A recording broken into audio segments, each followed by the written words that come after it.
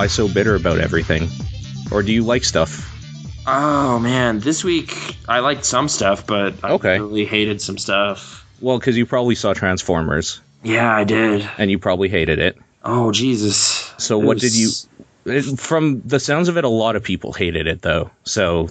it's this weird, like, just bad relationship thing with Michael Bay of, like... There were quotes coming out before I saw it. I was just like... Yeah, like, I don't care about the haters. People are going to see it anyway. And I was like, God damn it, I am going to see it, but I don't want to. Like, friends want to see it. And I value relationships more than this movie, but, like, barely now, because, Jesus, he's testing my patience. Well, because, is this a problem with it being so long? It's 2 hours and 45 minutes, and it has no, like, plot structure. It just kind of keeps it. I described it as a run-on sentence, and I think that's how it was basically written, of just, like, just keep writing. Like, just, there's no this isn't going to tie in nice, or stuff you set up isn't going to foreshadow things later. It's just going to kind of keep rambling about bullshit, and then 2 hours and 45 minutes later, the credits are going to roll. Actually, like somebody just 10 minutes ago on Twitter was, like, talking about it, because I guess they just got out of it or something. Yeah. And they're like, how was it so long? That movie could use massive amount of cuts and a better editor. There were whole scenes and, like, characters of just, like, why is this here? And unfortunately, like, the thing I was noticing so much more than ever before in this franchise was, this scene exists because there's an ad deal with, like, the Hong Kong Tourism Board.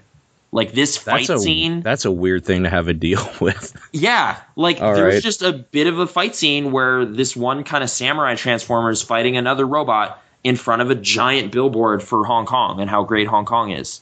And then he kills that robot, and with his kind of real Asian-looking helmet, like, holds up his sword over his head. And I was like, this is an ad. Like, I'm just watching a really expensive commercial right now. And then it just cuts to something else. And then, there's another billboard in the background.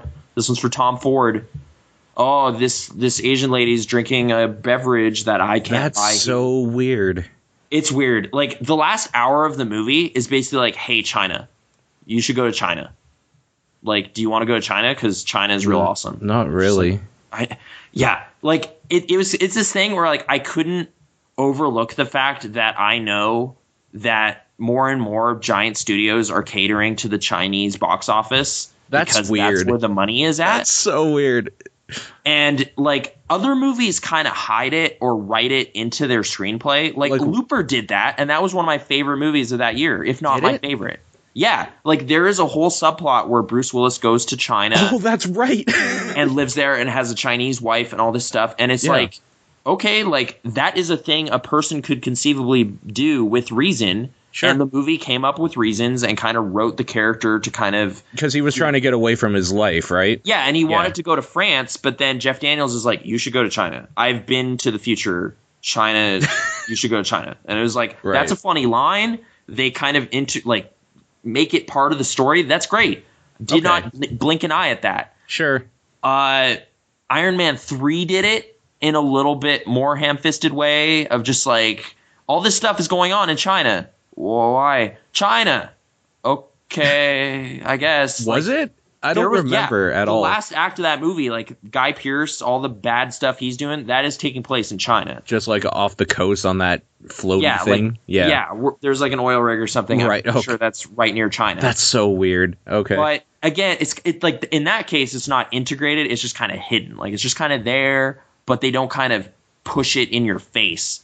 Right. And RoboCop, I felt they did it okay too, because like they have like, man, we can't build this here. Like, it's against local laws. Let's do this in China. And then he breaks out and is running through a rice paddy, and then they shut him down and stuff and fly him back. But there's like a fucking China. Yeah, there's like a 20-minute episode of that movie that takes place in China.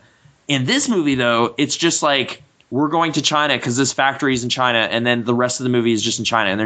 And there's like cameos by Chinese celebrities that mean nothing to me. So it's just like, why is this scene in this movie? And there's just this guy playing a guitar in his car, and then he turns around and sees that there's this giant alien spaceship like sucking up a stadium. He's like, oh! And that guy is a Chinese pop star.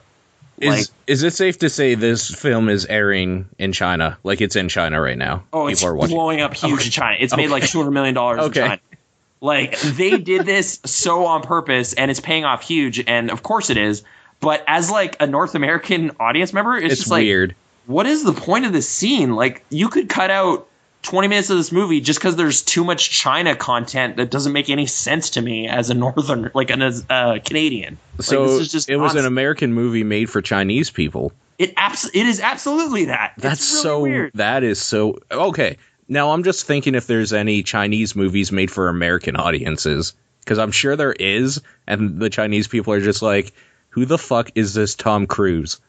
I get, like, I'm trying to think, like, Stephen Chow's stuff for a little while was coming over here, or, like, Jackie Chan and, like, Hong Kong cinema, for sure. Jackie Chan, yeah, sure.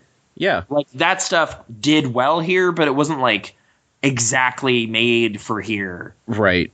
Whereas this is, like, really bad at kind of just shifting the action over to China for reasons the plot does explain, I guess. It's like, hey, we're trying to build Transformers. We have a factory over there. It's kind of like the RoboCop thing. Mm-hmm. But just how thoroughly and how bluntly they just start kind of shoving China stuff at you, like beverages, celebrities, all this stuff. It was just like, all right, this is weird. Like, this movie was extra not made for me at all. And I was like, fourth time in a row, I was just here to see giant robots like slug it out. Right. And I'm like not even fulfilled on that front. Okay, this is what I was going to ask you about, actually, because I figured you probably did go see this, and like, even if you're just against Transformers or what, like, I have no affinity towards Transformers myself.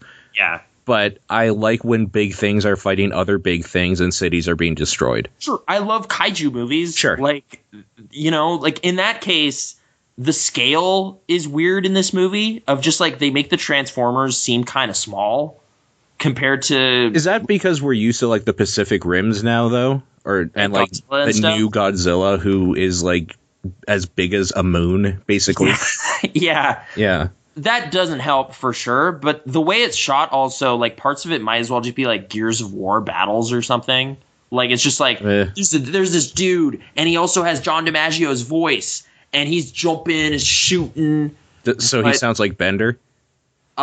He kind of puts a bit of an accent on it, so I wasn't immediately like, oh, that's John DiMaggio. It was like in the credits, there were 2 robots credited as John DiMaggio. I was like, what type of accent?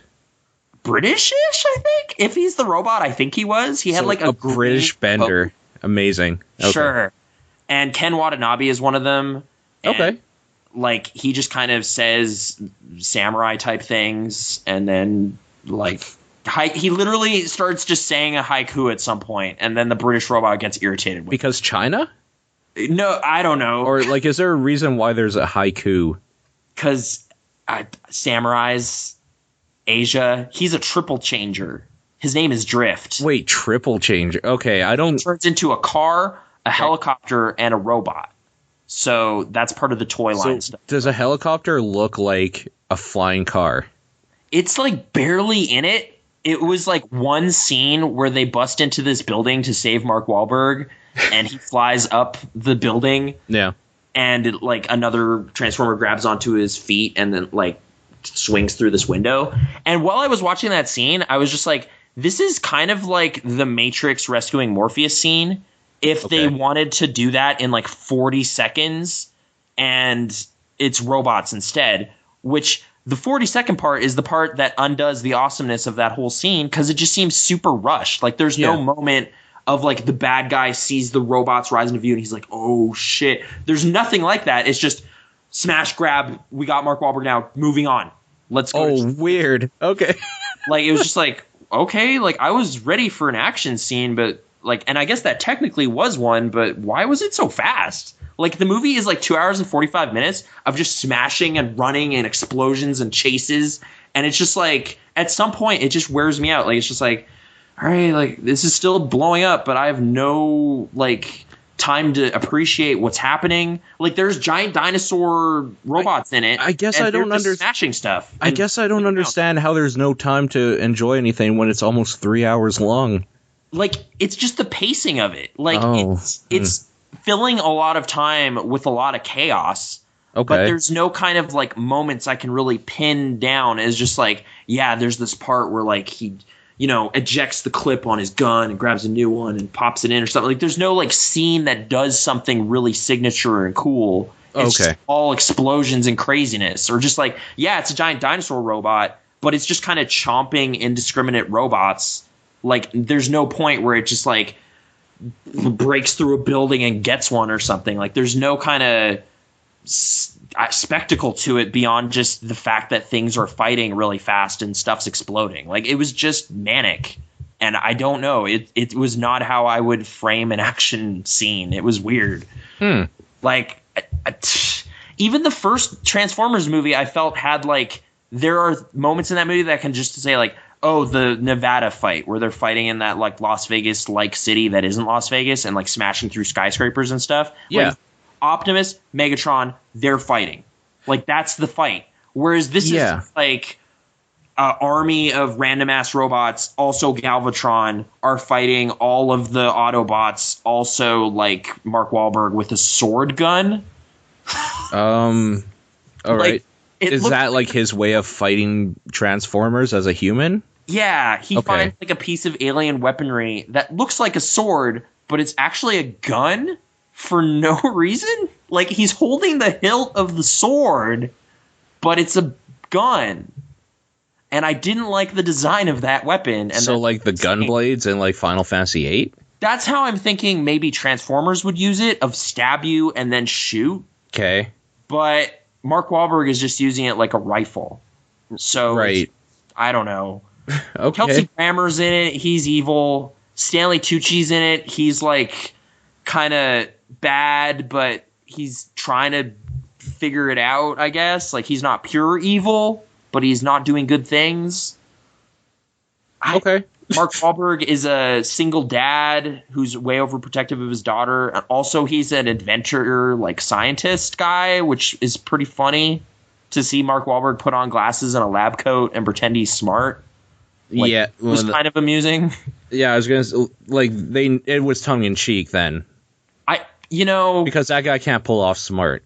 No, yeah. So I'm assuming there was kind of a, yeah, he's a scientist. Okay, fair enough. That's fine. Maybe, but yeah, I don't know. Like, okay, I guess part of the movie's problem is there's this comic actor who's been popping up and stuff. He's currently in Silicon Valley, the HBO series. Okay. His name is T.J. Miller. Yes, I've heard this name before. Yeah, he's popped up in a bunch of stuff over the last, like, 6 years. He is basically the comic relief guy in this movie up until a point where he is no longer in the movie, and then everything becomes less fun because it's like he is, once again, like, his first role was in Cloverfield, where he was literally the audience surrogate. Like, he was holding your eyes and walking you through the movie and saying stuff over it. Like, he is your window into that movie. Right. Like, in this movie, he is kind of the audience surrogate of just, like, commenting on how weird stuff is, being like, oh, man, we're in this car chase. And as annoying and grating as that can be, like, he is just affable enough to where I was okay with that. Sure, okay. But then the movie makes the decision to no longer travel with that character, and Mark Wahlberg and his posse move on. And it's just like, all right, why didn't you bring that guy? Like, that would have helped. Do they kill him off? They do. Weird. Okay. People, like, laughing at it in the theater, and I was like, no, you don't understand. This movie just died with him. Like, this is bad. This is bad news, you guys. The, like, shred of hope is gone, sort of thing. It's probably going to become like 40% less funny now, and I don't know. I may have underestimated my math. Like, that's pretty bad for a Michael Bay movie when like a 40% cut is pretty much like in 10%. Yeah, it was a weird decision. So I don't know. That movie just kept going and going and going, and it went to China and all this stuff, but yeah, it was obnoxious about it. I was not intrigued by what was happening. And, like, yeah, again, the kind of smugness around it of just like, well, people are going to see it anyway. Like, man, I don't want... Of course they are. He knows. He knows, and he was right. But, man, I don't want to be part of that problem anymore. Like, Pain and Gain made less than $100 million, and you can check out the review on Burning Barrel. That... I still stand by. I enjoyed that movie and feel good about it. That movie's great. Yeah, that movie felt like there was some passion involved and like sense of humor and stuff kind of worked sometimes. Like, it had elements working. This movie just like, it's not even like that it's aggressively bad. It's just he clearly doesn't care. Like, it's just like, this is a giant ass paycheck. Well, because people have made it so he doesn't have to. Yeah, and now there's literally companies buying scenes, and it's just like, yeah, whatever. Like, this hotel wants their building in this. Okay, there, it's in the movie. Oh, beverage company. Yeah, okay, we'll frame this action scene here. Okay, so this random pop star wants to be in the movie. Yeah, we'll have a scene like. I think that. That isn't weird to me because a lot of movies do that. I think it's just weird how blatant you're making it sound. I was not able to ignore it. Where it's just like there's always movies where like you can see that this person is drinking specifically a Pepsi. Okay, they name drop Red Bull in this movie. Actually, I will say that as well. Oh yeah, see, like stuff like that is just weird when it's that obvious. When it's in the background and stuff, then everybody's happy because it's like this little ad placement is there to make the companies happy. We have the money from this company as the film people. And for us as an audience, it brings more of a like, oh, this is happening in like a real life scenario sort of thing because I know that thing. Sure. So like there's a point where that's all fine. It's okay. It actually benefits kind of everybody. Yeah. But I feel like they might have Chinese tourism. Yeah, like specifically when it's products that like I literally can't just purchase. Like, it's like I can't buy that beverage and I'm not going to Hong Kong. Like, what? Like, it's just, yeah, it was like advertising at someone else, but I was noticing it. And just, yeah, that's gotta be weird. It was weird. I was not super keen on a lot of that. But whatever. It's 3 hours of my life that is gone now. And okay. So part of the thing I was saying was like obligations to people to see stuff, right? Yeah. I mean, you didn't really say that, but yeah, I got that impression. Right. Of just like, I wouldn't have seen this if left to my own devices, but people I know want to, so okay, I guess. But at what point do you just say no? Have you ever said no? Just like, no, I don't want to see that. I'm just like, hey, do you want to go check out this? No, I don't. You've totally miscalculated what I'm into as a person. No. Yeah, like, especially if there's money involved. Like, if it's like, do I have to pay for if somebody buys me a ticket, I'm there. Like, because I would rather, I don't really care what we're doing. I like hanging out with people I like. So it's like, whatever. It doesn't matter. When I have to go out of pocket for something I don't want to do, it's just a no. Okay, yeah. Yeah. So fair, maybe that's like when money's exchanging hands. Maybe that's when that's being asked of you, that's where you're like, Like all the time people are like, do you want to go out for drinks or something? I'm like, no. Because I don't want to do that. Yeah. Because like there is a time and place where, yeah, I will want to go out for drinks. It's not this Saturday or this Friday. You know what I mean? Like there are times and places where I do want to watch a stupid Transformers Michael Bay thing. It isn't probably in the next foreseeable future for me. Okay. In the theater, especially. Maybe on Netflix or something. But right. If we're talking specifically about Transformers, like I said, I've never really had an affinity towards Transformers stuff ever. I always thought they were kind of cool. The toys, like the old toys. Because I like the idea that this truck is now a weird robot. Like, it's dumb. And I liked it. But more and more, first of all, like, the new Transformers basically don't even resemble the vehicles they were. The robot designs are getting kind of... It's just like a mix match of metal. Oh, dude, you actually just reminded me of, like, another issue I took with this movie. Of like, there's kind of this whole new bunch of Transformers that are created by this company because they found this element called Transformium. Amazing. Okay. Let that unobtainium sit there for when he said it, I was like, oh, it's like literally that effectively. Like this is the James Cameron thing again, but bluntly delivered. And oh my god, no scientist would use that term either. No, it's like patent Transformium. And it's like, oh Jesus. But so they build a fleet of robots, and the way these robots transform is like the laziest special effects gimmick I have seen. Like before, they were mechanical things that turned into other things. And there's kind of like a process of them kind of popping apart and changing and shifting around and becoming a car or whatever. Yeah. And that is the cool part. And like, I would enjoy some of that stuff where it's like, hey, this vehicle's driving, and then slow-mo go under it, and it's like popping apart, and the crazy sound effects are playing, and you're just like, all right, cool, whatever. Like, even before that, like Optimus Prime or whatever, right? You would just see the semi-trailer in the cartoon. Yeah. And then, like, it would kind of jolt apart almost, and then, like, the sides would come out, and, like, then he would just kind of raise up off his, like, backside or whatever, which are actually his legs. Yeah. It's just like, holy fuck. That was a robot the whole time. It's kind of neat. Yeah. Like, it's a neat little gimmick. I totally get why those toys happen. Like, that's a fair thing. But the way these new ones do it is they just turn into, like, polygons, essentially. Like, they just turn into, like, CG wireframes and polygons and then fly around and then become another thing. And I'm just like, that's just, like, re-rendering it as a different thing entirely. Like, it just turns into CG goo and then becomes other thing. That's what I don't like about the new Transformers, honestly, and that's why, like, I'm very much a person that I will try something. If I don't like it, they kind of lost my money and interest, sort of thing. Like, I don't begrudge them. Whatever, do your thing. If there are kids these days that like that, they can have fun. I don't care. I saw the first Transformers movie Michael Bay did. I enjoyed my time at the theater with it, but I would never have to watch that movie again, and I never felt I had to pay to see any of the rest, so I haven't seen any other one. Oh man, I envy you quite a bit. There's like 9 hours of your time. Now that I think about it, there have been times where people's like, we're going to go see Transformers when I come. I'd just be like, nah, I'm good, thanks.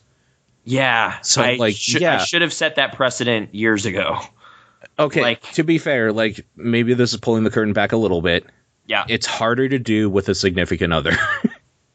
Yeah. Like, if you asked me to go see Transformers, I would say no. You could say no, like, easy, if right? Aaron was just like, I really want to see Transformers, first of all, I'd be like, what are you on? Because you've never had interest in this. Yeah. But I would probably still do it because she shows so much interest in my stuff that it's kind of a back and forth. Yeah. So it's a little, when you get into that territory, it is harder.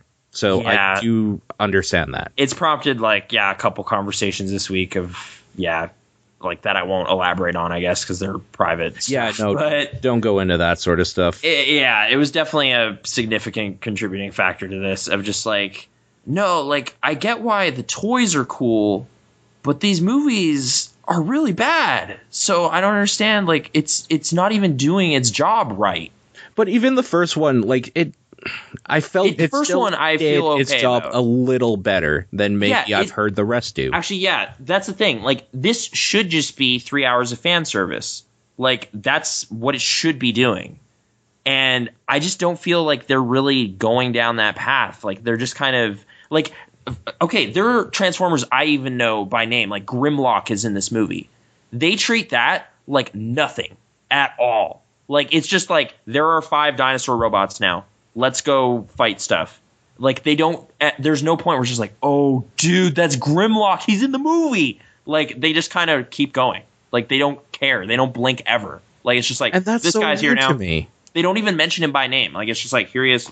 He's a big-ass robot. Like, whatever. See, that's weird to me because when you talk about your Pacific Rim specifically, we have no attachment to anyone here, yet we still want to see the 3-armed thing fight, or like we still grow an attachment. Invented all these characters, but they're still like amped up and hyped up. Like, this movie's excited about its giant creatures, and that you should be. But this one just treats them like just perfunctory accessories. Like, it's just like, there's all these things. I don't know. They blow up a bunch of China stuff. Is this the first one to do that, though? Like I said, I haven't seen the other two. So no, like, okay. I feel like other ones have done that as well. Like, maybe the third one, I remember there was at least an antagonistic robot that seemed to be treated with a little more pomp and circumstance. He was voiced by Leonard Nimoy.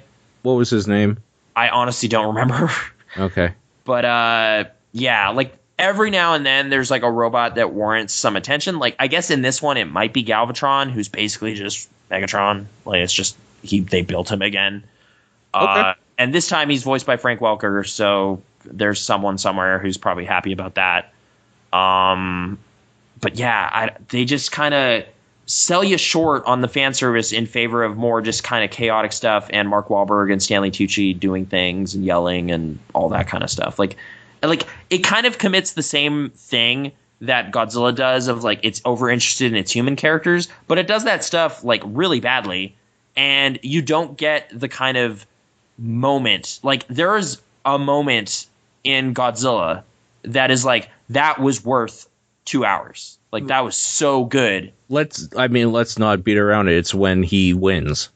It's pretty much his radioactive flame breath moments. Yeah, like, those moments every time are like so well rendered that it's like, okay, yes, this movie could have used more fights. Yes, I wasn't as interested in the human drama as the movie was. That's the fan service, though. They put in the little fan service.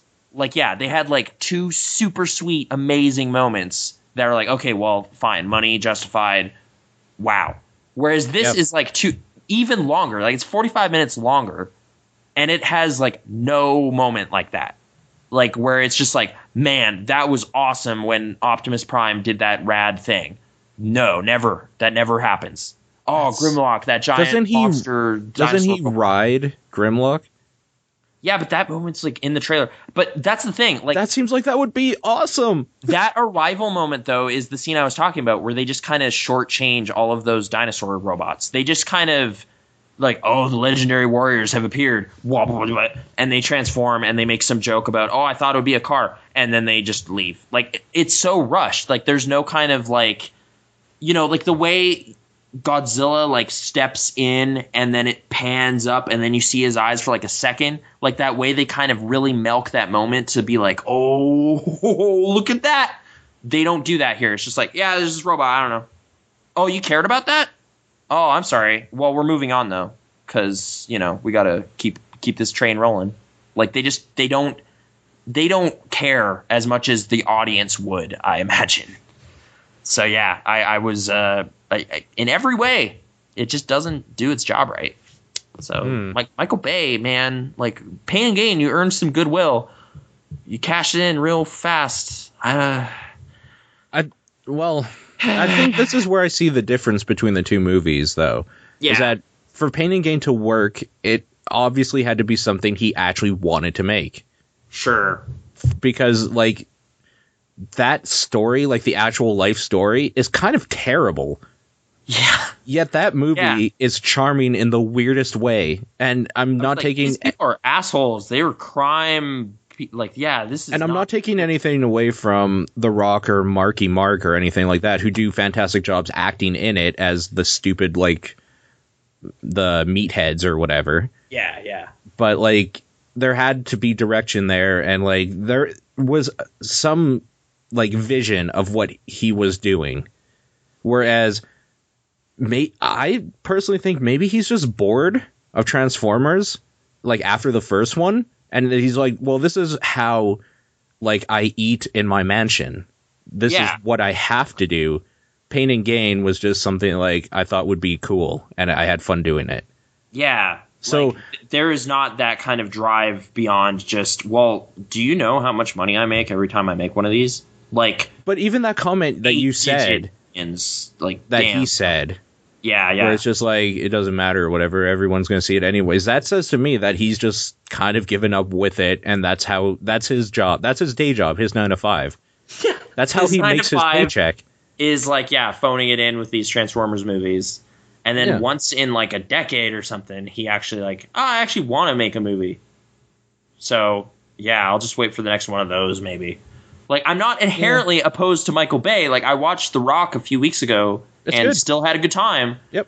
But yeah, when he's just not trying, you just know. Like, it's just, and also like he's so big now that no one's going to edit him down or tell him, why is this like 3 hours? Like, this is all bullshit. Cut out like 50 minutes of this. What are you doing? Like, he's just like, no, whatever. Did you see how much money the last one made? Like $1 billion. So get out of my way. And it's just like, okay. And he just keeps doing it. And dude, whatever. I like Bad Boys. Yeah. But I mean, So like again, Bad Boys has like sequences that are like, there's the car chase where they're swinging the cars off the end of the truck, and it's like a coherent action scene that they let play out, you know? or like Bad Boys 2 when they're in the KKK. Yeah, well, actually, I was referring to Bad Boys 2. I haven't even seen Bad Boys. Oh, okay. I haven't seen the first one. Well, you've seen the second one. It's the same movie. Yeah, I've seen the second one, and it is in much the same way, like way over long and just ridiculously stupid, and it just keeps going. But there are like moments in it where I'm just like, there's that gunfight in the house where the camera keeps kind of swinging around, and it goes behind the bad guys, and then it swings back to Martin Lawrence and Will Smith, and they're shooting, and it's kind of fun. Like, this just doesn't have that pizzazz or anything either. Like, it's just, there are car chases, there are explosions, there are like big kind of spaceships that suck up a bunch of stuff. Like, that is the closest thing this movie has to like, oh, I actually haven't seen a spectacle quite like that, of just like, there's giant magnets essentially, and everything's getting like lifted up and falling. So there's just metal shit getting thrown around. Like, okay. But outside of that, it is just like robots running around and driving and punching and all this stuff. Oh, he did The Island. I forgot. Yeah, he did. That one felt phoned in as well to me. Yeah, I haven't seen it since theaters, like in 2005 or whatever, so it just seemed uninspired sci-fi thing. Like, it was kind of sci-fi thing with, like, you know, the whole weird, mysterious, like, what are these people being used for and all this stuff. And Ian McGregor and Scarlett Johansson do okay. But, man, also, yeah, that, speaking of product placement, that movie had that Xbox moment. It did. You're right. It's just like they're in this, like, sparring game, and it's the original Xbox logo because it was 2005. So the 360 wasn't out yet. Yep, that's right. So it's just like this weird behind-the-times future movie. Yeah, that was weird. I'm actually looking at his director credits right now. Yeah. He hasn't done a whole lot that I like. I thought he did way more than like 18 things, at probably 7 or 8 of which were like music videos. Yeah, he was a music video director before feature stuff. Like, he actually hasn't done a whole lot. Oh, it's like, yeah, Bad Boys, The Rock, Armageddon, Bad Boys 2. Pearl Harbor, The Island, Transformers, and Pain and Gain. That's all of it. Yeah. That's and I mean, it. Yeah. Plural Transformers, but yes, yeah. It's just Pearl Harbor. Yeah, wow. Pearl Harbor was a catastrophe. Yeah, that movie. Like, even I wanted to see that movie when it it's out. like, hey, this is a major event in World War II. Like, you know, Saving Private Ryan kind of paved the way for a whole bunch of World War II stuff. Sure, why not? Like, I wanted to see it. I knew that there was like a weird love triangle and stuff, and I knew that it was going to be kind of insensitive probably and just full of explosions because it came from the guy that did The Rock or something. But I wanted to, and I couldn't for the life of me after seeing it. Even while I was watching it, think of any reason how I could like tell somebody else that you should see this. It was just like, bad. It's really long. The romantic plot is terrible. There's like 45 minutes of like action stuff, but I don't think I've ever cared less about a massacre in my life. Yeah. And then they have the whole kind of after it, the payback mission where they like fly over Tokyo and bomb a couple things. Like, it's just okay. And like, there's this supposed to be inspiring bit where Franklin Roosevelt like stands up. Like, no, we have to. It's like, okay. John Voight. Yeah. Was it John Voight? It's John Voight. Oh, man. Okay. But, okay, yeah. Michael Bay, man. He's back. And it's kind of too bad. Speaking of Ben Affleck, though, you brought up Pearl Harbor. Yeah. Runner? I don't know what this is. Oh, man. It's a movie I basically just turned on in the background while I was setting up some stuff for moving. It's like a techno thriller from last year, I guess. Although oh my god, I just looked it up. I know what this is, but I never saw it. Yeah. Okay, I remember the stupid trailers and spots for this. Yeah, like, I'm going to say that movie advertised itself as like a way more sinister, like dark movie. Like, it's just kind of completely trivial waste of time. Like, it's like Justin Timberlake is an expert like online gambler. It never sounded interesting to me in the trailer. I know, but like in the trailer they tried to make it be like, oh man, like Ben Affleck's like insane, like he feeds dudes to crocodiles and lives on this crazy island. Actually, yeah, no, you're right. I remember them making it seem very like, I don't know what the word for what I could compare it to, but yeah, like a weird, like, Talented Mr. Ripley thing or something. Yeah. It's just like there's a mystery and, like, sinisterness behind this character. Like, he's running this business, but something's wrong. And you're just like... Right. Whatever. He's, like, a vaguely threatening businessman who at one point, like, scares some guys with crocodiles, but I don't think anyone died. Amazing. Okay. Like, the way that trailer kind of, like, made that scene so, like, oh... Like, it's not that crazy. Like, it's a little bit crazy. Like, you obviously shouldn't be doing that. But, like, I don't know. It's the Cayman Islands, man. Like, anything goes. Like, it did seem that outside of, like, yeah, we're not in America. Like, this is international waters kind of thing. But, yeah. So, dude is running an online gambling site. And Justin Timberlake's playing. And he loses a bunch of money in what isn't really that dramatic a scene. Because it's just him sitting in front of a laptop. And the camera tries to make up for it by, like, spinning around, and, like, there's different characters popping in and be like, oh, man, you with just the Attack on Titan theme playing. Yeah. And he's, like, typing. That would actually be badass. It would probably help, but no, it's just some vague kind of party music, and there's a bunch of beers and stuff. And, yeah, like, he's trying to gamble to the point where he can afford tuition. Like, he's trying to, like, I don't have enough money. I need more money. I'm going to gamble. And he loses unfairly, he figures out. Like, he checks, like, an algorithm and all this stuff, and he's like, no, dude, that was bullshit.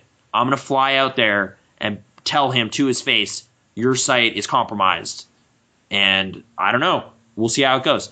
He ends up getting kind of hired on to this website and is working, like, his casino and stuff in I think it's the Cayman Islands. It's like, I don't know, some island nation somewhere. Sure, probably. And the FBI starts hassling him. They're like, no, you got to give some inside information on Ivan Block. That's Ben Affleck's character. And, like, over the course of it, he just kind of eventually is like, yeah, that guy's sinister. I'm going to figure out how to blow the whistle on him, essentially, and get some incriminating stuff. I then changed inputs, set up my Wii U, changed back, and he had won and was flying out of there and had a private plane. So Justin Timberlake wins. I don't know how it happened, but and this happened in like 5 minutes. The ending just seems to wrap up like really quickly. Like, it's just like the way it went for me was like Ben Affleck's going to his plane. He's about to escape. He turns. There's like vehicles coming or something. I change the channel effectively. Change back. The FBI agent is opening an envelope with like a flash drive in it, and he goes, well, I guess he's a free man.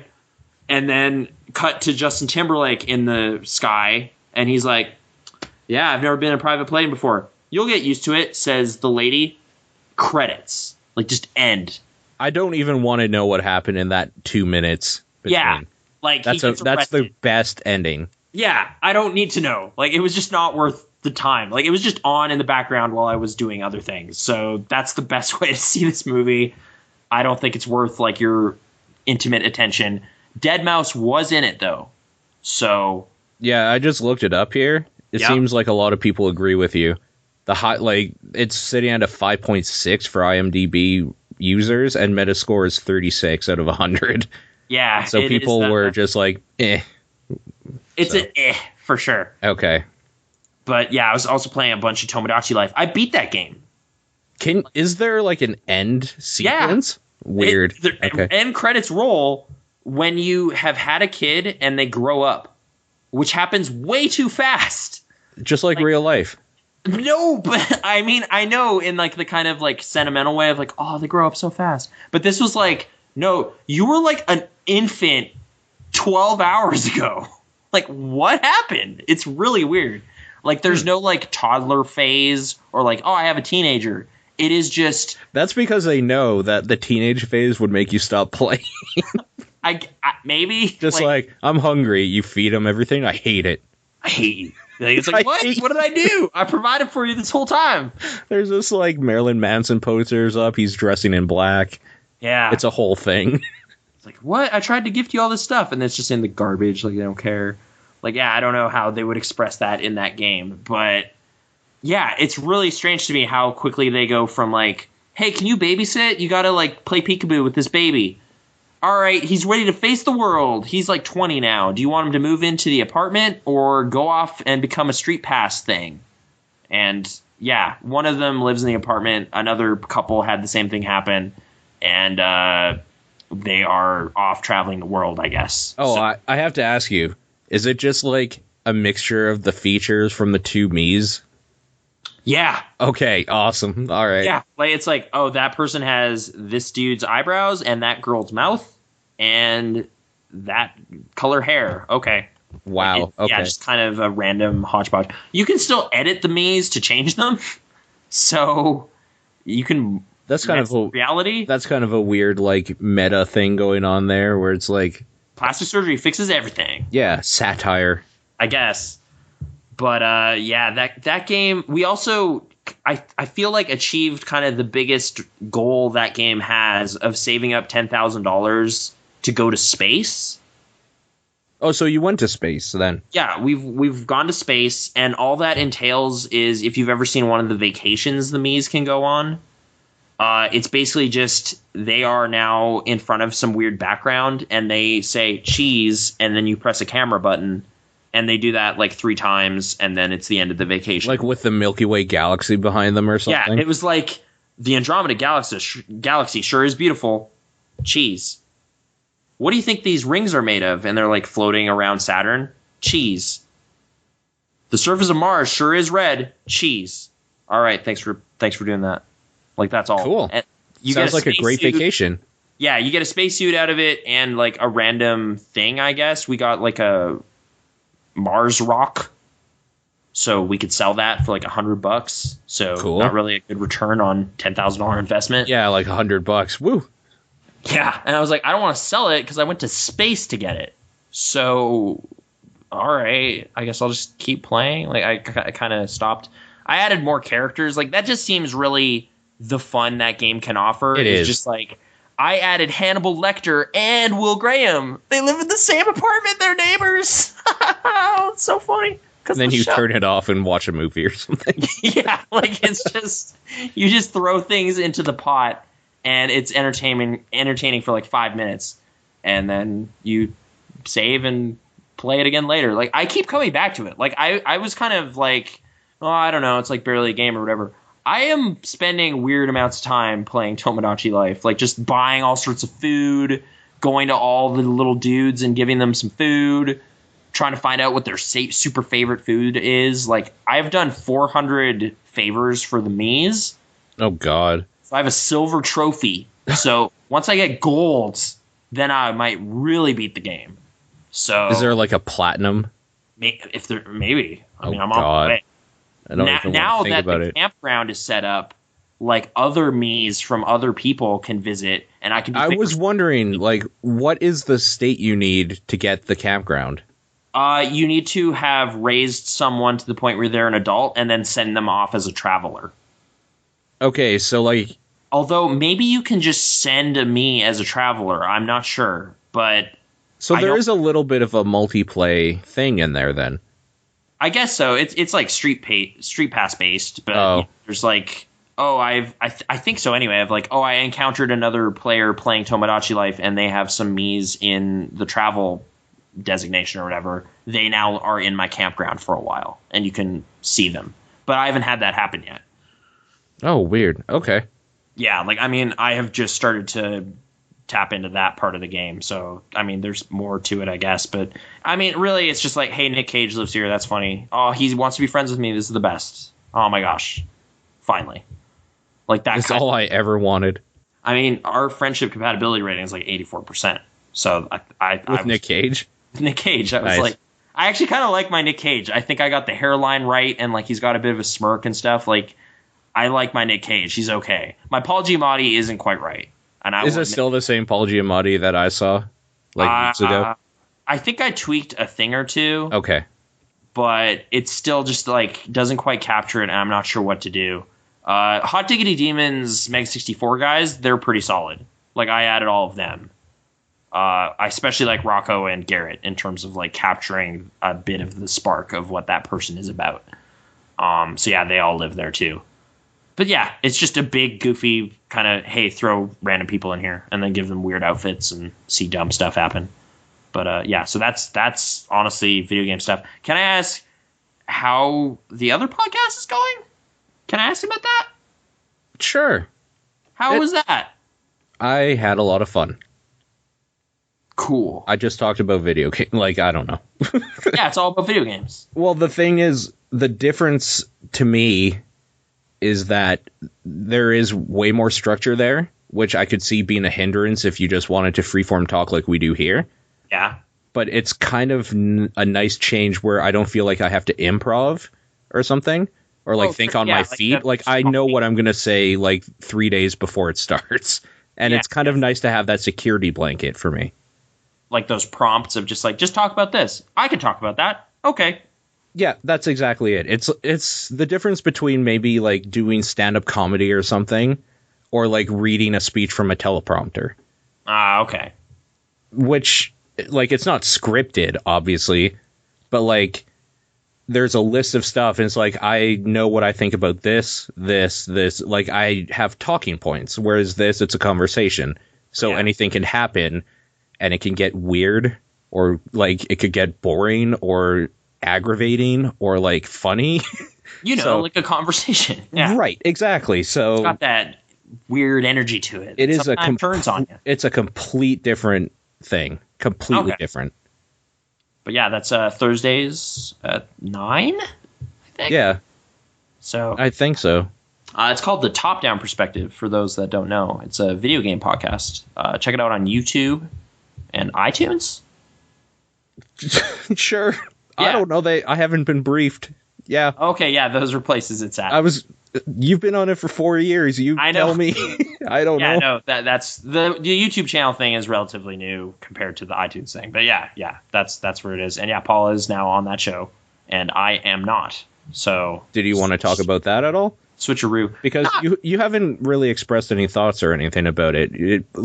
I saw how you did it, because I was just like, how did this announcement go or whatever? It literally is the last 2 minutes of that episode. Like, it was just kind of left to me of just like, I don't know, just say this is happening, and I did, but I was like, I don't know, should I have prepared a thing? Like I just kind of like a going away speech or something. Yeah, it's just like, all right, it's been 4 years, bye. Like it was weird, but I mean, I'm still here, I still exist, so yeah, that was a bit of a strange way to do it. But honestly, yeah, it's part of just a.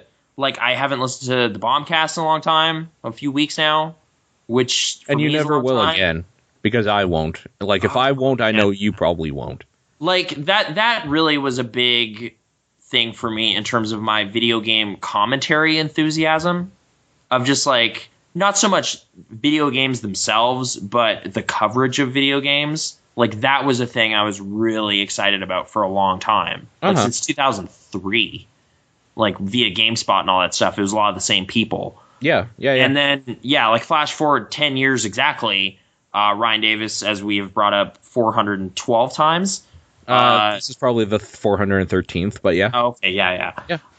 His passing obviously just kind of changed that show profoundly, and also just made me kind of think over like the podcast and listening to it in perpetuity and all this stuff, and I honestly just stopped enjoying it in the same way.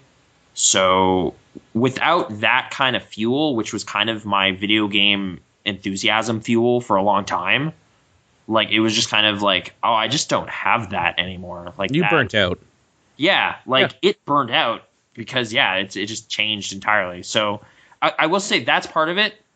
Also, another part of it that I was like, I will admit is a little bit like I'm a little ashamed about. Maybe I applied for Giant Bomb. What do you mean? And like they had an open call for like applications. Recently. Yeah, like in the last couple months. Yeah. And I was like, I know this. Like I'm not as experienced as they want and whatever. But I need to do this. Like the whole reason I was podcasting for years basically stemmed from my interest in their podcast. Like it was like a spin-off for me or something. Like it was like, this is the full circle moment basically. Yeah, so I was like, I have to throw my hat at the ring, and like if I get any kind of acknowledgement or something, like that's all the validation I need. I didn't get that, and I got real bitter. Okay, to be fair, there was some people on Twitter talking about this too. Yeah. Hundreds of people didn't. Yeah, but like, I don't know.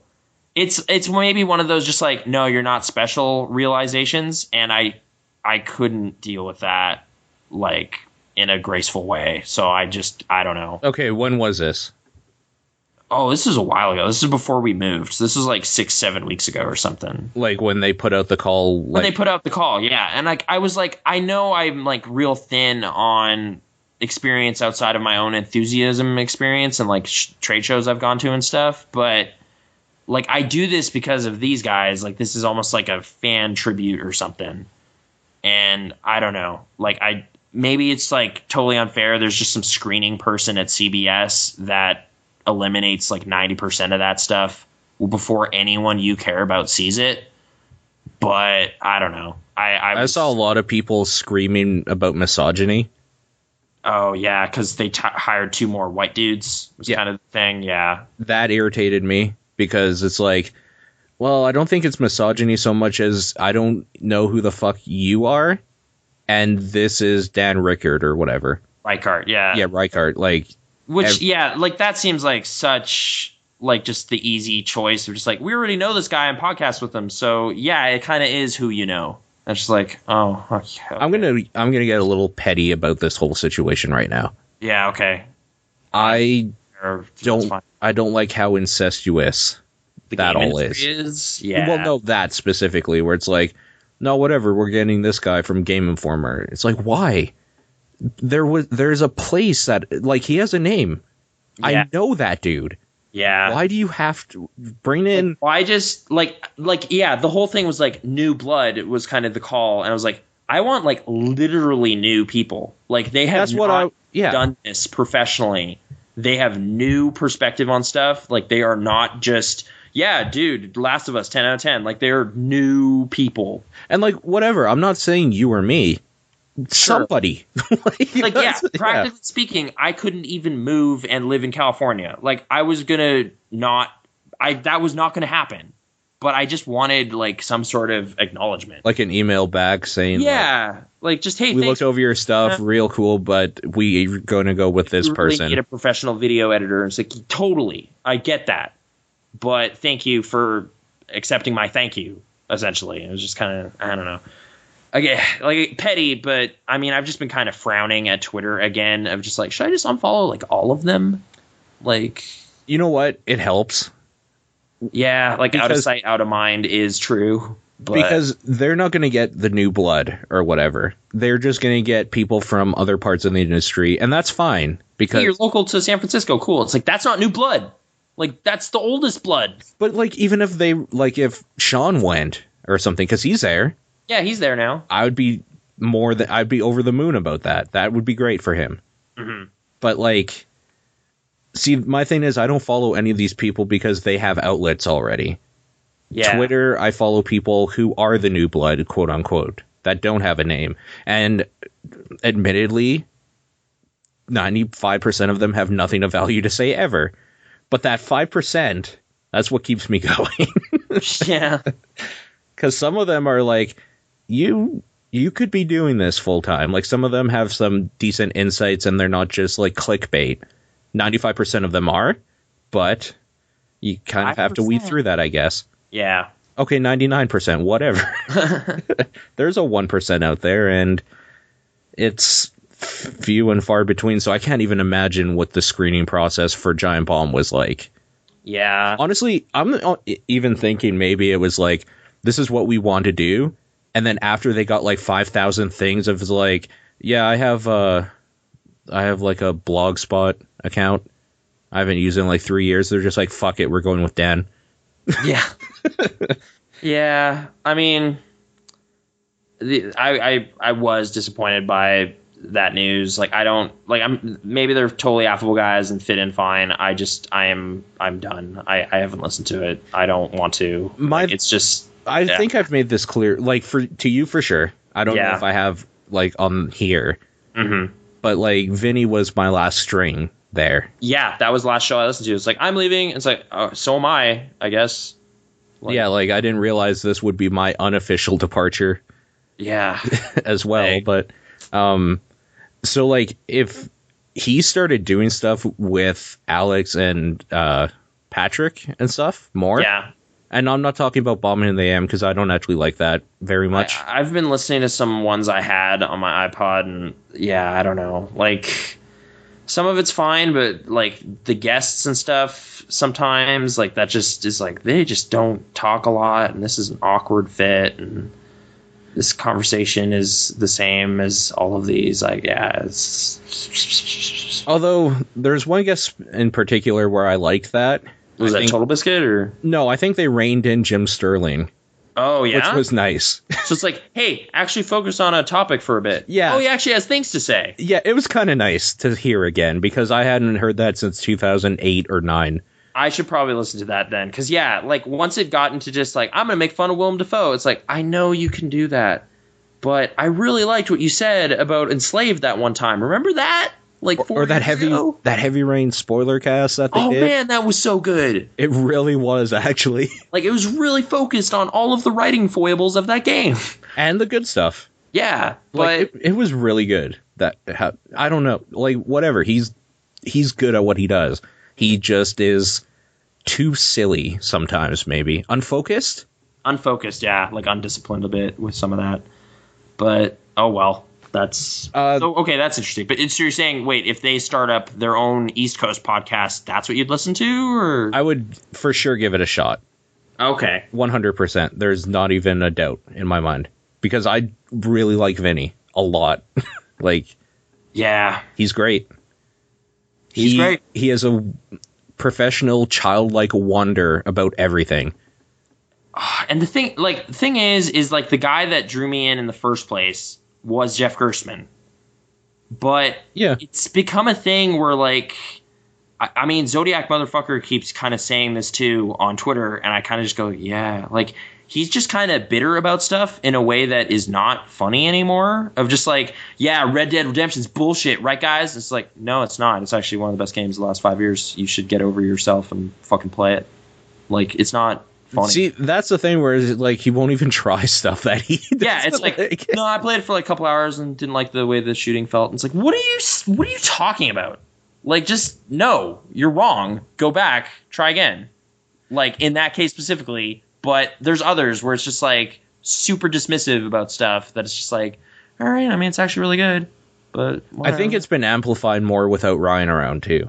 Yeah, like there's no one to kind of check him in or like there were like I was a big proponent of just listening to old Bombcast for a stupid amount of time. And yeah, there's moments where it's just like, that's bullshit. Like he'll just get called out and they'll have a nice little butting heads moment and it's fun. Yeah, no, those two like kind of needed each other. Yeah. Because like I did listen to some other stuff Ryan went on like to other podcasts or whatever sometimes. Mm-hmm. And it still didn't have the right feel. Like he was still Ryan, but he wasn't Prime. Like he was when he was with Jeff. Right. Or like giving Brad a hard time about dumb shit. It's kind of a Siskel and Ebert thing. Like this is Ebert after Siskel, and it's not as good. Like it was a two-man thing. Yeah. And now one of them's gone, and I don't know. Like I feel bad because it's like I still want to support the thing. Like if there's a new Midnight Brown album, day one. But, yeah, sure. Like logging on online to listen to it. Yeah. Because you know that won't be sold anywhere. No, but I'll download it the way I did all those other ones. Yeah, man, Submarine Club. But yeah, I guess just the weekly dosage of podcasting and kind of checking in on games and stuff. Like I'm just kind of, I am seeking other things to fill that time. Like I've been reading more books, like stuff like that. Like just trying to find some other avenue. Sure. And I guess, sorry, I was going to kind of try to dovetail like gaming talk into like, hey, Steam sale wrap up. Okay. So I'm going to just say another thing quickly. Oh, okay. I don't know how comfortable we are talking about video games now here. Oh, because it's like I've played games. Yeah. But like Nathan hates video games, so should we even discuss this? Well, I played Tomodachi Life. Right. No, like, you know what I mean, though. It's like... I set up my Wii U. I was going to play some Mario Kart. But, like, listening to you talk about it now, it's more the game coverage thing or whatever, because you specifically even said it's not that you hate games, it's that your enthusiasm to talk about them at length is gone. Yeah, well, it's like partially like I just don't want to listen to other people do that. Yeah. Anymore. Which is, yeah, so it's like I'm probably not going to talk about games then. Okay, that's fine. I guess I won't push you for. Can we have the Steam discussion though? Oh yeah, no, we can do that. I was just saying a game I played was voting for stuff and then forgetting to sell my cards in time. But, yeah, I voted for stuff when I could. They always seemed to be at hours when I wasn't home, or like I would get to vote when I got home, and then like the next one would start at like 3 a.m. or something. So I was just like, no, I'm going to bed. Yeah. But how did you feel about this year's sale? Like, I will, I guess, talk about my side of it after. But I bought stuff that I know I have liked in the past. Okay. Or wanted to try at some point that went low enough that I was okay with buying it finally. Mm-hmm. Other than that, I owned everything else. That, like, yeah, the owning a lot of the stuff was a problem I had, but also, like, I'm not even intentionally trying to do the, like, hey, I'm on your shared list, so whatever. But it was like, well, I mean, I haven't even tried Wolfenstein yet. Mm-hmm. So I'm going to try it before I buy it. And $30 is a good deal, but there's kind of no point. There's no point in doing that because we're on completely opposite shifts. So because like Transistor was on sale, and I do like what I've played. So I still haven't finished it, and I've liked what I played, but I know I won't revisit it. Lent you that game anyway, right? Like that's a factor too. Well, the thing is that like, excuse me, I know I won't revisit it the same way I didn't revisit Bastion and like a lot of other games. So it's like, I'll have my one time in the sun with it and like either enjoy it or dislike the ending or whatever's going to happen. And then I'm probably good. I don't need to spend that. I think, what was it? $7, maybe 50%. At some point, I think it was, maybe 60% off. Okay. Yeah. Something like that. 20 full price. But then I was like, Fallout 3 Game of the Year edition is $3. And I don't have that on PC yet, and I know I liked it on PlayStation. So weird. But I was like, Fallout. Who doesn't have that? But okay. Well, I have it on PS3, not on PC. So I was like, whatever, $3 to have. Okay. Like, I mean, that's what I did with Vegas. Was I'll just upgrade to the PC version essentially. Yeah, exactly. So like it was kind of that like Far Cry franchise pack. I was just like, whatever. They're all of the Far Cry games right now are like $7 for all of them. Yeah. So let's just do that so I can replay one or something one day. I don't know. Sure, yeah. It was like, that. Yeah, like this year I bought nothing, like zero things, which was like the closest I came was Battle Block Theater, but then I was kind of thinking back to like, I don't actually like any of the Behemoth's games, so what am I doing? It's like, the less charming of all of them too. Yeah, like I've heard nothing super stellar about it either. Like whereas Castle Crashers, I heard like, oh man, it's got a really funny ending. I was like, okay, and then I played through it and clowns. But oh yeah, that's right. Yeah. With this, I was just like, it's kind of build your own platformer, but there's this weird hat guy and whatever. I will say that the narration and like the comedy in it is very still the same, and I would say maybe the best they've done. Okay, like I thought the trailer was kind of funny back when it first. The whole game is like that. Okay, so they do that fine, but then when it comes to me, do I want to just play like a platforming collecting the tokens game? And it's like sometimes, yeah, but right now not so much. I have it, but like I played an hour of it and then realized that the best part of this overwrites what I bought it for to be a podcast / music listening game, because the best part of it is audio. Yeah. So then I was kind of like, oh, this, like, I can't even really enjoy my podcast while playing. That's what I've been looking for this whole Steam sale. Oh, it was just like a nice background game? And it was Tony Hawk's Pro Skater HD. Okay. I just turned the music off, and I was able to play that for a couple hours while listening to a podcast about podcasts. Great. Someone finally did it. There is a whole actually network I found out. Oh, no. Okay. It's kind of like a self-help, like how to podcast and like different equipment and pet peeves of podcasting, things you can do to make yours sound better, reaching audiences, what you shouldn't do, what you might want to do, blah, blah, blah. It's like a self-help book for podcasts. Oh, okay. Whereas I was thinking it was like, this was the best podcast we listened to this week. And I was like, bap-dow. No. Like, it was no. a podcast that just summarizes other podcasts. There probably is that, but no. Okay. I didn't listen to that. Okay. Yeah. But no, yeah, like actual about podcasting, that's relevant to us. So, okay. It is. Do you want to, what's it called? Do you want to give it some props or? Like there's a network of them. Oh, okay. But the one I was listening to specifically was called Podcaster Roundtable.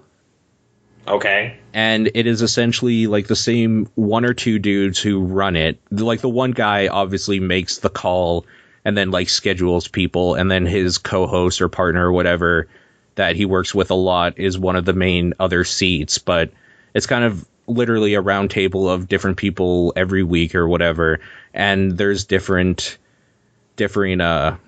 subjects. Like here, if you give me 2 seconds here, I just brought up they do the same thing with Google Hangouts as TDP, so it's on YouTube. Okay. And like one of the last episodes was mobile podcasting. The next one, the one before that, was growing your audience. The one before that was getting personal, to like how personal should you get about your life when you're dealing with an audience, sort of thing. Another one, like there's the pet peeves one where these professional quote unquote podcasters are talking about stuff they've done that annoy them, or when they're listening to other people's podcasts, just little things that irk them. There's another one about live streaming your podcast. So I think what I liked about that is that there was different input for every episode. So that's why I just kind of started listening to a whole bunch of them. Cool. Sorry, I'm still here. I'm just like, all right. Yeah. I don't know what to... The only reason we got on this was because in the Steam sale, I bought Tony Hawk's Pro Skater HD. I didn't really want to like pimp this weird thing I was doing while playing it. Oh, okay. But sorry. No, that's fine. And like, Hitman collection, just stupid shit like this, where it's like, yeah, I want all the Hitman games for $4. Why not? Yeah. So they got me. It happens every time. I mean, yeah, with some of the voting and stuff, like just kind of looking over some of the deals, like there was definitely kind of some doubling up of things, but I wasn't too annoyed with that because, like, basically there were people like calling out, why are people voting for these 4 games when they've already been on sale? And I was just like, well, because they're good. That's why I voted for them. Like, I don't want some crappy RTS game. I was voting for just like, okay, this sounds probably really bad, but like the game that I hadn't heard of. Like if one of these groups is like, oh, I've never heard of that game, click. Oh, okay. Because I might want to buy it after I read about it. That's probably a better way to go than like, I kind of have no interest in buying stuff, but more people should play this as opposed to this. I did do that a few times too, where it's like, well, the Fallout pack, because those games are good. Yeah, you should buy those. Yeah. Internet, buy those. They're good. They're good games. Bethesda. Yeah, they do good stuff. I guess I could say decent. I don't know their whole library off the top of my head, but for the most part, yeah, they've been pretty good. Yeah. But yeah, that was the same thing. I didn't sell my cards in time, so I just have garbage now, like expired cards. Yeah, so. I crafted the badges when I could, but like I didn't try to get them. So. And as I wasn't buying things, I wasn't earning bonus ones or anything. So it was just my voting badges. So I didn't have very many. I will say one thing, though. The way they did this actually made me put stuff in my wish list on the off chance that our team won. Yeah, with the team thing, I threw a few more things in my wish list just in case. But I hadn't actually used it ever before. So. Oh, okay. Whereas I was using that from time to time. Oh, and I want to say thank you for your gift. Oh, yes. However, another person got it to me as well. So it's still in your inventory because I accepted theirs first, and then I noticed you did too. Oh, weird. Like the same game? The exact same one. And he was even just like, I don't know if you have this yet or whatever. Because it was still showing in your wish list. So I was just like, oh, okay, I'll do it. It was it was literally within the same hour. Oh, no. It was weird. Okay. Because I came home, like I was at work. So I didn't see anything about this until I got home. And then I was just like, oh, cool, this guy bought me Enslaved. And I accepted it. And then the next message that pops up is yours. Yeah. I was just like, oh, fuck. Like I wasn't. And then I was thinking, you're going to think I stiffed you because of the Lego thing. You're just like, screw you, I don't need your charity. Right, right, exactly. But like, I wanted to just let you know that didn't happen. It was because somebody else had literally bought me that like 30 minutes before you did. Dang. All right, well, it's a good game. Enjoy. It is.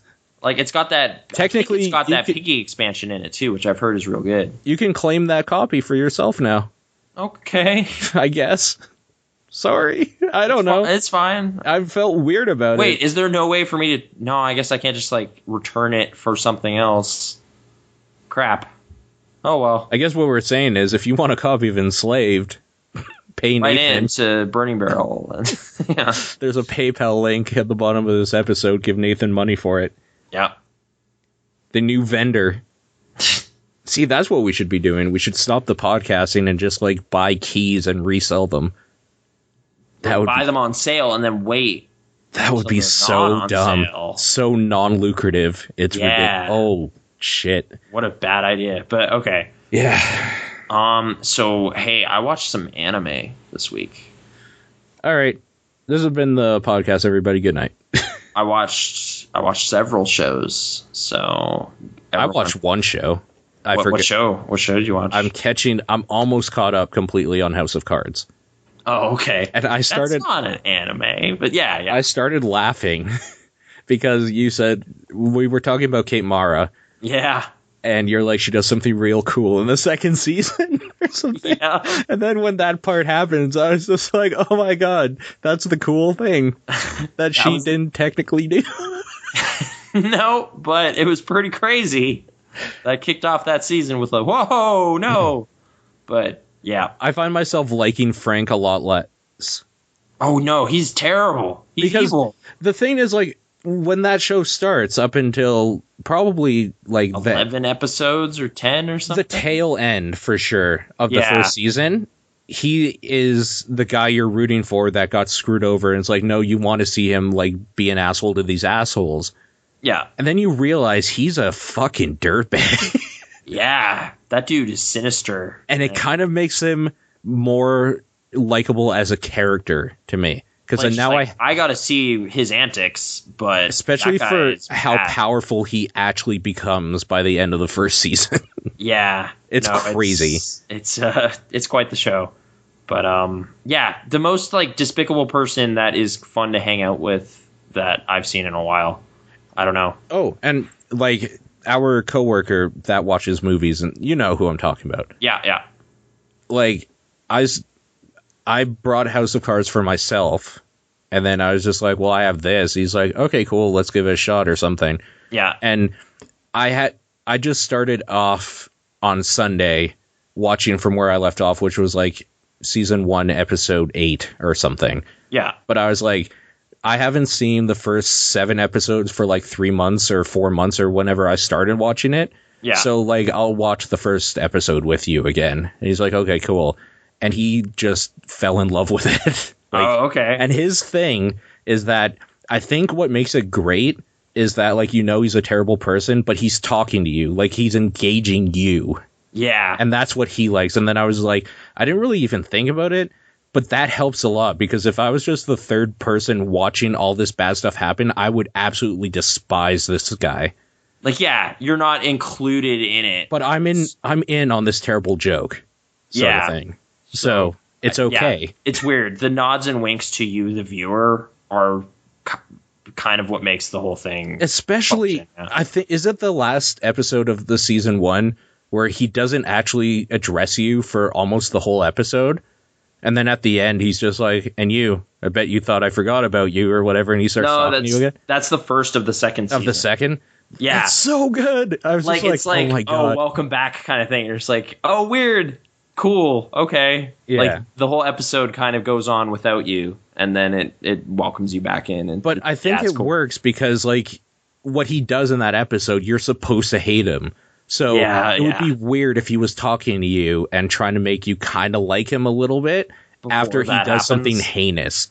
Yeah. So that show is well put together. It's very well written. If it wasn't well written, it would kind of be garbage. It would be boring.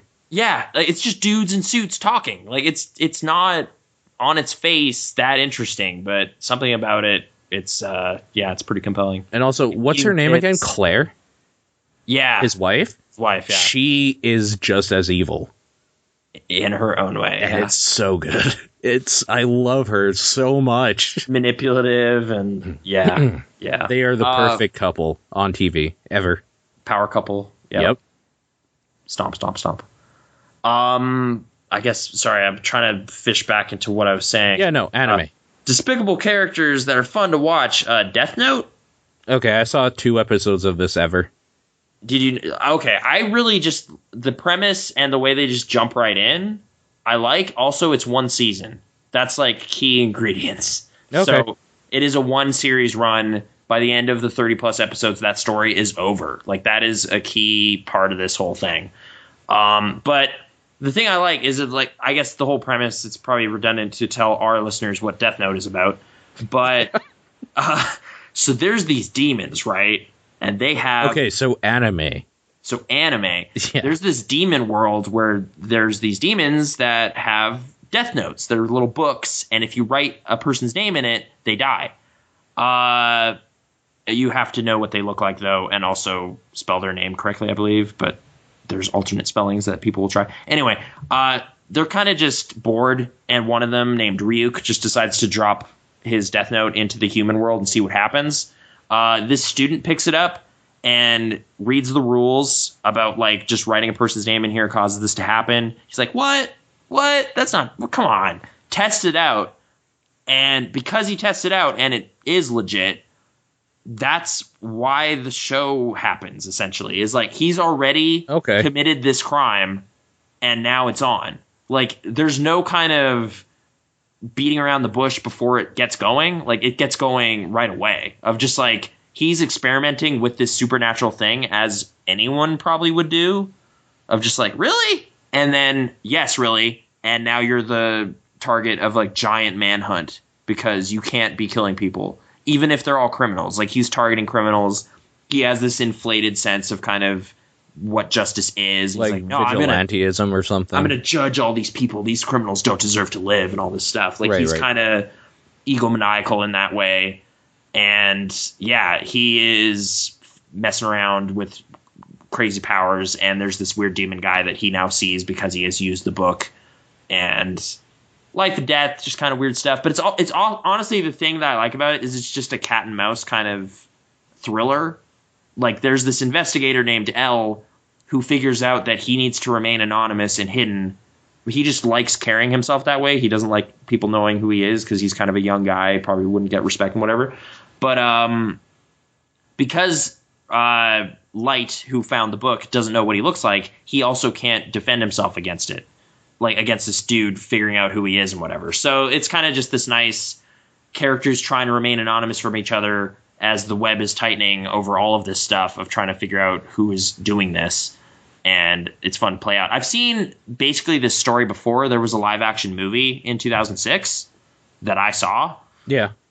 So I've seen a lot of this story, but seeing it kind of in its not original form because it was a manga, but seeing the anime is kind of like just more fleshed out and more long form and whatever, and it's well put together. So enjoying that. That's on Netflix.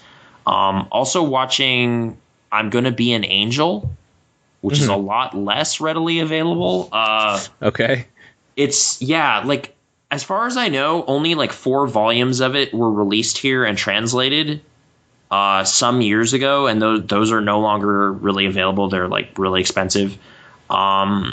the show is kind of just madcap comedy. Like, I'm almost comparing, like, thinking of it as like an Addams Family or like Munsters or something. Oh, weird. Okay. But anime, so really ridiculous in a lot of ways that animation provides, of just like crazy creatures and giant robots and strange things. But it's like there's this girl who is a demon who runs into this dude, kind of just gets a huge crush on him and wants to become an angel so she can be his guardian angel. And then the show's just kind of these relationships, but also like her wacky family. Like, her grandma's a witch and her sister's like this weird little inventor gnome lady. Like, her dad's like a Frankenstein creature thing, like ape dude. Like, they're just weird creatures. That's kind of where I'm getting the Addams Family thing. Mm-hmm. And then just, yeah, every week there's just some weird adventure that happens. And like, so far that's involved, like, man, trying to think through like what exactly, like there's an invisible person, there's like a weird robot house thing, like it's just random things happen every week. And then at the end of each week there's this weird mysterious dude with like a journal that fills up from the moon or something, and then he reads from it and learns lessons. There's like a weekly lesson, I guess. It's weird, but it's well animated and kind of funny, and the theme song's catchy. And I don't know, it's kind of cool. It's pretty old too, 99. Yeah. It's one Brittany was really familiar with and had videotape rips of, but we have found a better quality download. So cool. You could get it illegally, but that's totally fine in this case, because I don't think there's really a good way to see it. I don't think it's on Crunchyroll. I don't know. Maybe I should check there. It's the same studio actually that did Bleach and Naruto. Oh, okay. Apparently. Well, there you go. And Legend of Korra. Some of those episodes. Yeah, these dudes have they have history. Yeah. So okay, sure. Yeah, there's good action. Oh yeah, there's this weird like kind of rubber faced giant fat dude who kind of reminded me of like Bluto or something. Like, it's almost got like a slapstick kind of thing from like classic animation. So is it supposed to be a comedy, or does it just come across that way? No, it's absolutely. Okay. It's like mostly a comedy. Like, there every now and then there's kind of like a little character moment or kind of a little thought from a character, but it's mostly goofy. Like, it's having fun. Okay, cool. Yeah. And last, I guess, we finished watching Panty and Stocking again, I guess, for me. Yeah, I was going to say, because like I thought you finished that a long time ago. But... We were almost there, but yeah, we finished the last couple episodes in the last little while. Okay. I still really like that show. I really like the soundtrack, especially. Like, there are songs I just keep going back to, like Fly Away. Takahashi, I guess, is the music guy. I was kind of looking into his stuff outside of the show itself, just because that dude just got some skills. Man, that show gets like it does not get weird in the way Evangelion did, of just it completely changes. It just kind of like it builds up to a point of like there's just this crazy conflict going on, and there's these weird demon sisters and this guy referred to as the mayor and all this stuff, and there's like a big battle. So like there's like a conclusion to that stuff, and then it gets a little like, fuck you, we're gonna mess with things. All right, see you next season. It's been 4 years. Like, it does do something really dumb and weird right at the end, but it finishes its story first. So I was okay with that. Yeah, some episodes are less great. Like, there's some that are just kind of like, like not a lot happened in that one. Which one? I'm trying, like, there's some where that's the point. Like, there's one I actually kind of like where it's just they are sitting on the couch and that is the whole episode. Like, it's just them waiting for supper, but it takes forever, so they order a bunch of stuff. And, like, it's just, like, a kind of domestic problem, which I thought was kind of funny. But it's kind of boring if you compared to the manic stuff of the rest of the show. There's one where part of it is, like, a whole thing about Garterbelt's, like, origin story. That stuff's great. Mm-hmm. But the other half of that episode is basically a clip show. Like, it's like the mayor kind of recapping stuff that Panty and Stocking have done over the past 10 episodes. And they have like new dialogue and kind of some new jokes and stuff. But a lot of what you're seeing is clips. So like 12 minutes of that 22 minutes or whatever is kind of eh. Actually, I think it's a shorter segment, so it's like 8 minutes versus 14 or whatever. But yeah, I don't know, that show was pretty funny and has good music, and I like it. But, yeah, it's really good. I guess I wish they'd make the rest of it. Maybe, like, I don't know if it just didn't do well. I guess it only came out a couple of years ago, right? Like, it's 2010, so it's been a little 4 years. Yeah, like I guess it might not have been doing as well enough to warrant a second season, which, okay, I guess, but it seems like it would have a cult following, not like a big following. It seems like that type of thing. Even just looking at like it's not a great metric, but the number of people that have rated on IMDb is like less than 500 people. Like, not a lot of people. Yeah, that's pretty low. So that's unfortunate. Although I wonder if you went to like an otaku site or something. Oh, sure. Like, I mean, it is a Gynax show, so it's high profile enough amongst people who know, but it's not one of their kind of big landmark things for people. I thought it was really funny though. I liked it. There's like South Park jokes in it too. Yeah, no, it's basically anime South Park for like weird hoary girls. I don't know. With like kind of Powerpuff Girls, but like really sexually charged. Sexual, which is it's great. It's a great combination. I like it. That's the Rule 34 Nathan coming out. Yeah. I don't know. That's anime stuff. I also watched another chunk of season 4 Sopranos. It's the worst season. Like, so is that what other people were saying? That's what other people say. And you agree? Yeah, it's just kind of wandering a bit. It is not as purposeful about it as season 3 was. And I'm told basically just IMDb indicates that season 5 and 6 are way better. So I'm going to stick it through. I'm almost done. I am about to watch, like, the last episode of season 4 is widely regarded as the worst episode in the entire show. So great. Cool. I look forward to. But then I'll be on to hopefully better things. Like, I know a lot of the kind of Mad Men writers that got kind of their start on that show start doing stuff in season 5 and 6. So that's something for me to hook on to. Yeah, I don't know. I think that's like, I mean, I rewatched LA Confidential. I rewatched Little Children. Saw a Hitchcock movie called The Lady Vanishes, which I thought was pretty good. Bought a couple movies. But I think that's by and large my media week. Sure. Okay. So I don't know if we want to do a couple questions or if we want to just call that a return, an episode. I have an idea. Okay. Because we have a lot of voicemails. Oh, okay. What if we say, that's it for now, we'll see you guys next week. And next week is a voicemail show? No, and then I'll release that thing of just voicemails separately, like, later on this weekend. Oh, okay, so we'll reconvene. So this is the main podcast. Okay, there you go. That was... it's good to see you guys again. That was July 1st, Canada Day, in media. The day of Canada. Yes. The day we were born. Yes, as a nation. And 24 hours off for me, literally, too. What do you mean? What? Because my birthday's the day before. Oh, so I was literally born almost on Canada Day. Not quite. But not quite. So it's also the birthday episode. Happy birthday. Yeah, thanks. Are you sad about your birthday? No, I just kind of don't care about it. Oh, okay, yeah. You know how it is. You know how it goes. That just happens. They stop being magical after you hit 18.